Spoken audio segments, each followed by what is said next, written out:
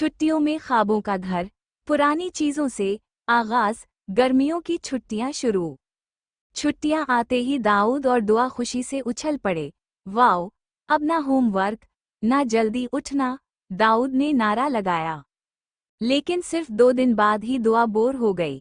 अम्मी, हमें कुछ नया करना है, सिर्फ कार्टून देख देख कर दिल उकता गया है। अम्मी ने मुस्कुराकर कहा, तो फिर कुछ बनाओ, अपना एक छोटा सा ड्रीम हाउस, लेकिन एक शर्त पर। क्या? दोनों बच्चों ने हैरत से पूछा। हर चीज पुरानी या रिसाइकल शुदा होनी चाहिए, बाजार से कुछ नहीं लाना। मंसूबा बंदी, सब कुछ पुराना, लेकिन ख्याल नया। दाऊद ने जल्दी से एक नोटबुक ली और खाका बनाना शुरू कर दिया।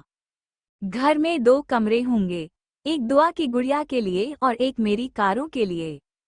दुआ बोली, और एक छोटा सा किचन भी, गुड़िया को चाय पकानी आती है।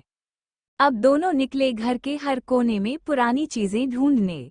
मामा ने माचिस की डबियां दें, अब्बू ने पुराना कार्टन और रंगीन टेप दी। मामा ने पुराने पर्दे के टुकड़े, चमकदार कागज और गलो ला दिया। तामीर शुरू, हंसी, शरारत और तख्लीक, दीवारें और छत। दाऊद ने कार्टन काट कर दीवारें बनाए, दुआ ने उन पर रंगीन कागज चिपकाए और सितारे बनाए। फर्नीचर, माचिस की डबियां बेड, टेबल और सोफे में बदल गईं। चम्मच से लैंप, प्लास्टिक के ढक्कन से टेलीविजन, पुराने कपड़ों से कालीन और पर्दे। फिर आई गैराज की बारी। दाऊद ने गत्ते से एक कार गैराज बनाया और इस पर लिखा, डेविड्स ड्रीम गैराज। दुआ हंस पड़ी। ये गुड़िया का घर है या तमधारी गाड़ियों का महल? किचन और बाथरूम, दुआ ने डब्बों को जोड़कर छोटा सा किचन बनाया। ये देखो, गुड़िया के लिए चौल्हा, फ्रिज और सनक। इसके बाद बाथरूम बनाया। दाऊद ने एक ढक्कन उठाया। ये तो बाथ टब है। दुआ ने कहा, ओह हाँ, इसमें बबल बाथ भी हो सकता है।